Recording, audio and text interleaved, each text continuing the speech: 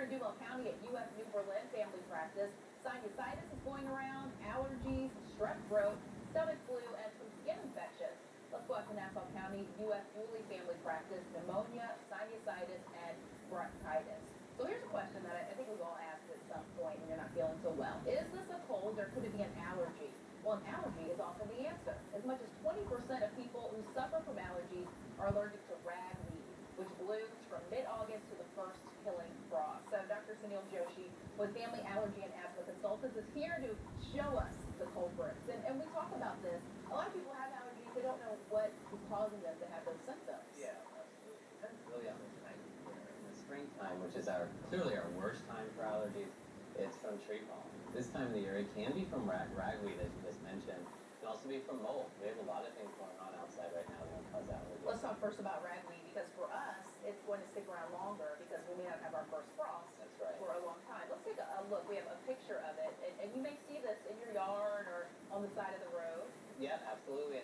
And so you can have it in your yard, but we cut our grass as part of the country very frequently, so you don't see it as often in your yard, but you'll see it on the side of the road, on the highways, or in particular in the preserves and the forest areas.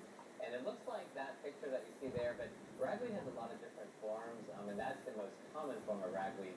And actually, if you let your grass grow for more than a week, you'll see it in your yard. And peaking this month in September, and the counts are the highest between 5 and 10 in the morning. That's right. So this is the worst time of the year for ragweed, for sure. And this time, right now, 6:30 in the morning, is probably the worst time of the morning for ragweed. And it's interesting. We know it can get in through the windows and other places, but your pets can also bring it in as well. Oh, absolutely. So your pets that go outside, they come inside with pollen, whether it's ragweed, mold, or grass pollen. They're bringing that into the house, onto your furniture and your carpet as well. And you talked about mold. It's been really wet, so people can look in their homes and you might see some of it growing maybe on the ceiling or something. Right, and that's a little different from the mold that's outside. So we have mold that sporulates outdoors, that gets onto our vegetation, and actually gets at very high levels in the environment that causes allergies. The mold inside can be from internal leaking as well. And what are we looking at here? So this is a picture of the most common mold that we have in this part of the country. It's kind of called alternaria. And that's the back of the leaf, the maple leaf. And the dark area is mold, but the yellow ring around it is very typical for the mold called alternaria.